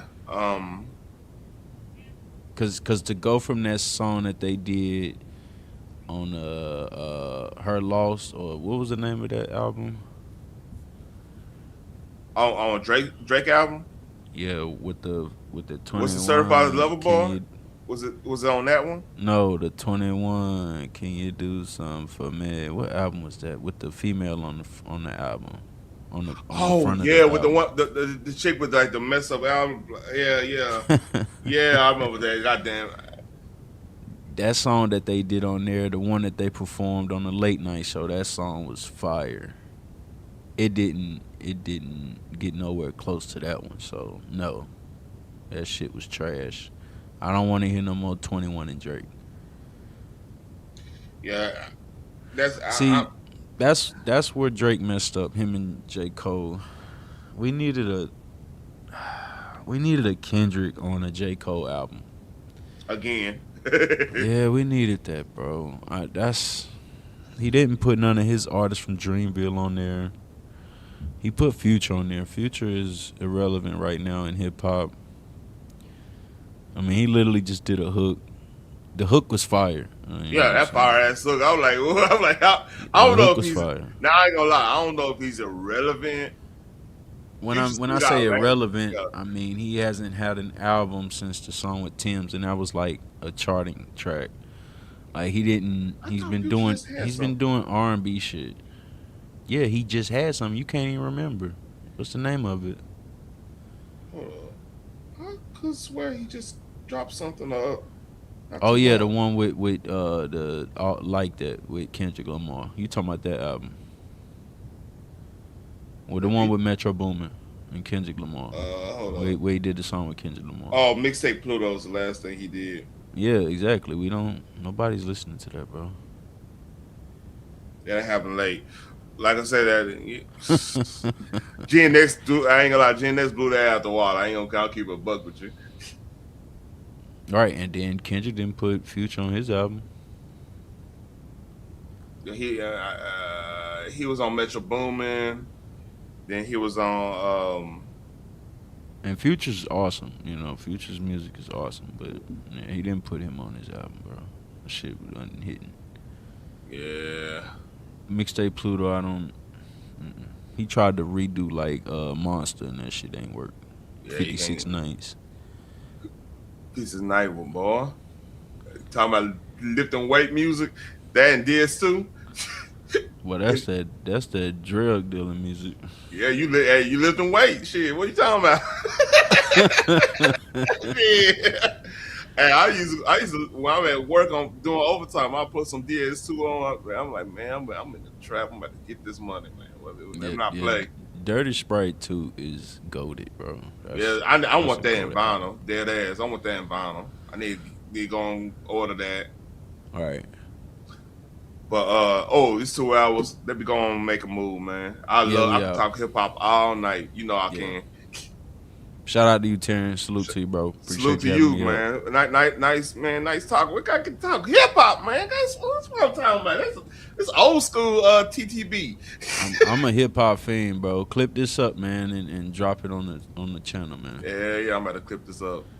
All right. Salute to you, bro. Salute to you. Yeah, take care.